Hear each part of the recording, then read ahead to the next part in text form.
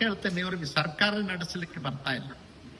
ಯಾಕೆ ಸರ್ಕಾರ ನಡೆಸಲಿಕ್ಕೆ ಬರ್ತಾ ಇಲ್ಲ ಕರ್ನಾಟಕದ ಕಾಂಗ್ರೆಸ್ ಗೌರ್ಮೆಂಟ್ಗೆ ಅಂದ್ರೆ, ಮುಂಗಾರು ಹಂಗಾಮ ಪ್ರಾರಂಭ ಆಗೋದಕ್ಕಿಂತಲೂ ಮುಂಚೆನೆ ನಾವು ಎಷ್ಟು ಹೆಕ್ಟರ್ ರಾಜ್ಯದಲ್ಲಿ ಮುಂಗಾರು ಹಂಗಾಮಿನಲ್ಲಿ ಬಿತ್ತನೆ ಮಾಡ್ತೇವೆ, ಯಾವ್ಯಾವ ಬೆಳೆಗಳನ್ನ ಬಿತ್ತನೆ ಮಾಡ್ತೇವೆ, ಯಾವ್ಯಾವ ಬೆಳೆಗಳಿಗೆ ಎಷ್ಟೆಷ್ಟು ಪ್ರಮಾಣದ ಗೊಬ್ಬರ ಬೇಕಾಗ್ತದ, ಯೂರಿಯಾ ಎಷ್ಟು ಬೇಕಾಗ್ತದ, ಕಾಂಪ್ಲೆಕ್ಸ್ ಎಷ್ಟು ಬೇಕಾಗ್ತದ, ಎಲ್ಲ DAP ಎಷ್ಟು ಬೇಕಾಗ್ತದೆ, ಎಲ್ಲ ಕೆಟಗರಿ ವೈಸು ಮಾಹಿತಿ ಸಂಗ್ರಹ ಮಾಡಿ ಜಿಲ್ಲಾ ಉಸ್ತುವಾರಿ ಮಂತ್ರಿಗಳು ಆಯಾ ಜಿಲ್ಲೆನಲ್ಲಿ ಮೀಟಿಂಗ್ ಮಾಡಿ MLAಗಳನ್ನ, ಅಧಿಕಾರಿಗಳನ್ನ, MP ಗಳನ್ನ ಕರೆದು ಸಭೆ ಮಾಡಿ ಒಂದು ಪ್ರಸ್ತಾವನೆ ಇಂಡೆಂಟ್ ಕೇಂದ್ರ ಸರ್ಕಾರಕ್ಕೆ 30 ಜಿಲ್ಲೆಗಳನ್ನು ಕನ್ಸಾಲಿಡೇಟ್ ಮಾಡಿ ಕಳಿಸ್ಬೇಕು. ಆ ಕೆಲಸ ಮಾಡುವಾಗ ಕರೆಕ್ಟಾಗಿ ಲೆಕ್ಕಾಚಾರ ಮಾಡ್ಬೇಕು.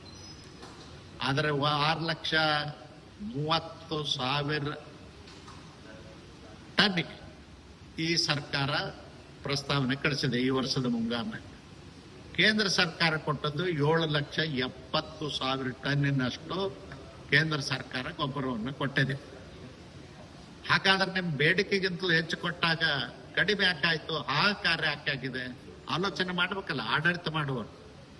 ಎಲ್ಲೋ ಒಂದು ಕಡೆ ಈ ಗೊಬ್ಬರದ ಕಳ್ಳ ವ್ಯಾಪಾರಿಗಳು ಕೆಲವರಿದ್ದಾರೆ, ಅವರು ಗೊಬ್ಬರವನ್ನ ಮಾರ್ಕೆಟ್ನಲ್ಲಿ ಆರ್ಟಿಫಿಷಿಯಲ್ ಶಾರ್ಟೇಜ್ ಕ್ರಿಯೇಟ್ ಮಾಡ್ತಕ್ಕಂಥದ್ದು, ಹೆಚ್ಚಿನ ಹಣ ತಗೊಂಡು ರೈತರಿಗೆ ಮಾರ್ತಕ್ಕಂಥ ಕೆಲಸ ಮಾಡ್ತಾ ಇದ್ದಾರೆ. ಅದಕ್ಕಾಗಿ ಇವತ್ತು ಮಾರ್ಕೆಟ್ನಲ್ಲಿ ಶಾರ್ಟೇಜ್ ಕ್ರಿಯೇಟ್.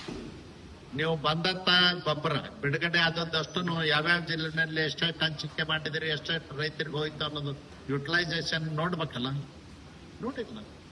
ಉಸ್ತುವಾರಿ ಮಂತ್ರಿಗಳಂದ್ರ ಶೋಪೀಸ್ಗಳಲ್ಲ, ಆಡಳಿತ ಜಿಲ್ಲಾದಾಗ ಅವರೇ ಮುಖ್ಯಮಂತ್ರಿ ಇದ್ದಂಗೆ ಆ ರೀತಿ ಆಡಳಿತ ನಡೆಸದೇ ಇದ್ರೆ ನಾನಂತೇನೆ ಸಿದ್ದರಾಮಣ್ಣ ವಿಚಾರ ಮಾಡಿ ಜಿಲ್ಲಾ ಉಸ್ತುವಾರಿ ಮಂತ್ರಿಗಳನ್ನ ಕಂಟಿನ್ಯೂ ಮಾಡ್ಬೇಕಾ, ಈ ವ್ಯವಸ್ಥೆಯನ್ನು ರದ್ದು ಮಾಡ್ಬೇಕಾ ಅನ್ನೋದ್ರ ಬಗ್ಗೆ ಸೀರಿಯಸ್ ಆಗಿ ಆಲೋಚನೆ ಮಾಡ್ಬೇಕು ಅಂತ ಒತ್ತಾಯ.